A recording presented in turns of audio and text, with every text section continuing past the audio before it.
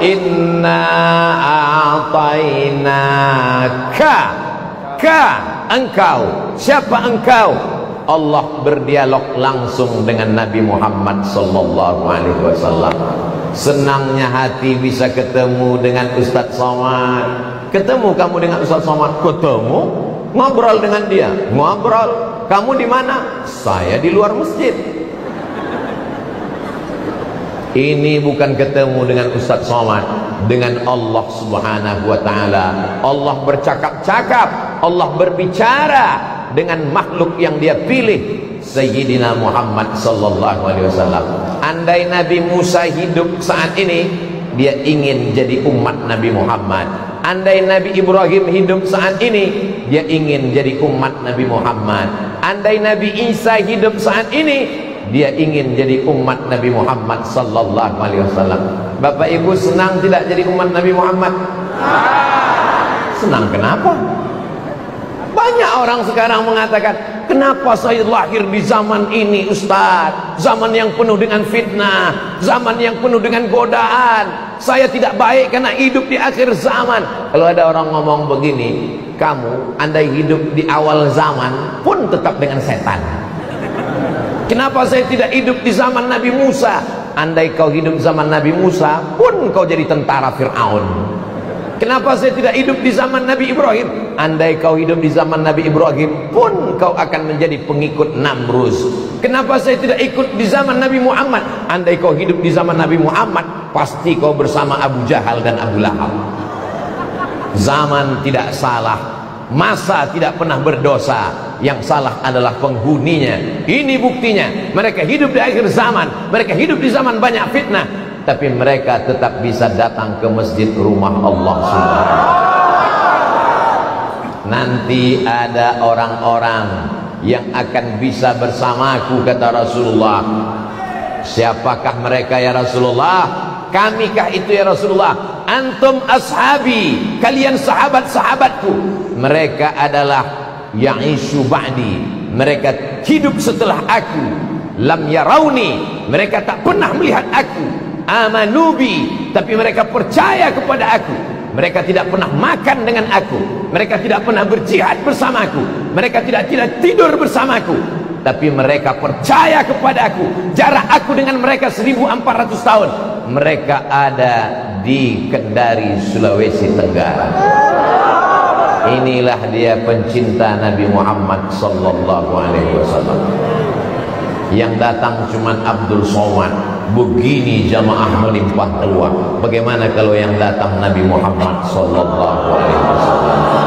Abdul Somad datang dikalungkan sorban sampai 2 lapis sorbannya. Lapis pertama, lapis kedua. Baju pun kalau dipakai baju yang diberikan Pak Wakil Ketua DPRD Sultra tadi, 2 lapis juga bajunya. Bagaimana rasanya kalau pakai baju 2 lapis? Panas. Saudara yang dimuliakan Allah Subhanahu wa taala, Nabi Muhammad datang ke Taif, dilempar pakai batu, dilempar pakai tulang onta, tidak disambut dengan tola'al badru alaina, tidak disambut dengan kehormatan dan kemuliaan. Abdul Somad bukan nabi, bukan rasul. Jangan sampai nanti ada yang memuja-muji Abdul Somad pulang sampai mengatakan, siapa itu Abdul Somad? Nabi yang ke-26. Ini banyak orang sekarang kepedean, mentang-mentang namanya ada dalam Quran lalu ngaku nabi. Siapa namanya? Nasrullah. Mohon maaf Pak Nasrullah, jangan pusing. Ada orang ngaku nabi Nasrullah, dia ngaku saya nabi yang ke-26. Mana dalilnya? Ini ayatnya. Apa bunyinya? Idza jaa Nasrullah ngaku. Datang orang dari India, namanya Ahmad, ngaku nabi, namanya Mirza Ghulam Ahmad, saya nabi. Mana dalilnya? Nih, ya'ti mim ba'dismuhu Ahmad. Kalau hanya sekedar namamu ada di Quran lalu kau ngaku nabi, Abdul Somad lama-lama ngaku nabi juga. Mana dalilnya?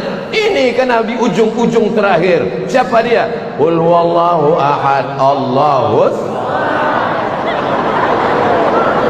Yang datang ke Kendari bukan Nabi, bukan Rasul, tapi dia hanya membacakan sabda-sabda Rasulullah, firman-firman Allah yang dikirimkan kepada Nabi Muhammad, dibacanya, diulangnya, disampaikannya. Masyarakat Sultra memuliakan, menghormati, tak ada satupun yang melempar dengan batu.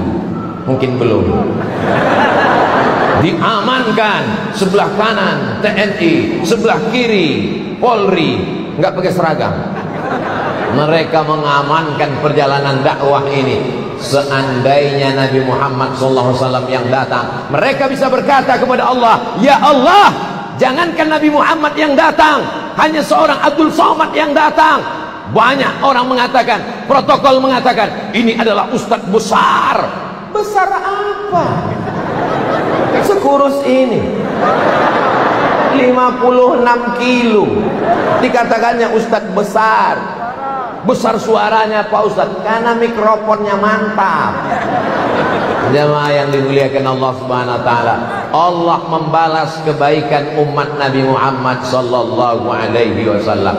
Kita bukan orang kafir musyrik jahiliyah, penyembah Lata, Uzza, Manat, Hubal, Jibti dan Taghut, tapi memuliakan. Maka disambut Nabi Muhammad oleh orang kota Al-Madinah Al-Munawwarah. Qala al-badru alaina min saniyatil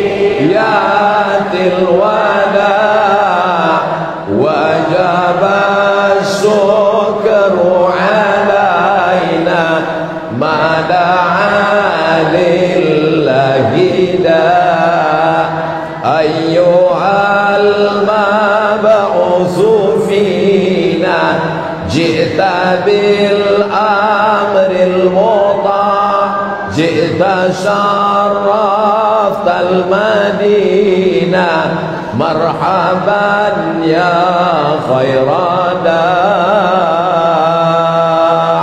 Enaknya baca syair marhaban itu rame-rame. Jadi kalau ada yang nggak hafal nggak ketahuan. Kalau sendirian ketahuan. Kalau rame-rame tinggal gerak-gerakkan aja mulut. Pas ditanya orang, kau hafal? Tadi kok kelihatannya hafal? Itu namanya marhaban lip sync. Jamaah yang dimuliakan Allah Subhanahu wa taala, inna a'tainaka kautsar.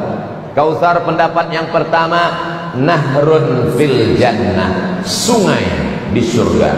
Di surga itu ada sungai namanya Sungai Al-Kautsar, dan kita akan minum di sungai itu insyaallah.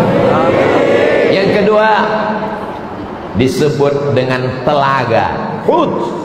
Ada telaga dan kita akan minum di telaga itu.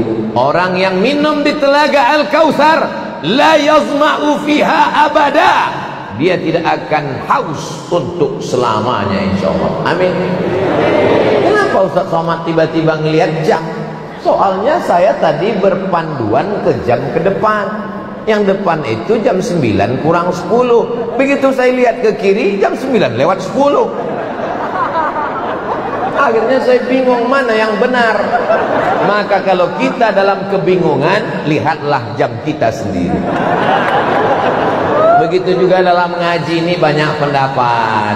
Nanti Ustaz ini mengatakan Al-Kautsar itu artinya sungai di surga. Yang satu mengatakan Al-Kautsar itu artinya telaga di surga di padang mahsyar. Yang minum tidak akan haus selamanya. Bingung. Jangan bingung, buka kitab-kitab tafsir. Tafsir yang paling kecil Jalalain, Jalaluddin Al-Mahalli, Jalaluddin As-Suyuti, dua imam besar. Yang agak besar Tafsir Al-Muntakhab, dikumpulkan oleh ulama-ulama Al-Azhar Kairo Mesir. Mudah-mudahan adik-adik anak-anak kita bisa belajar ke Al-Azhar. Yang nggak mau jangan dipaksa. Saya nggak maksa anak saya mesti ke Al-Azhar.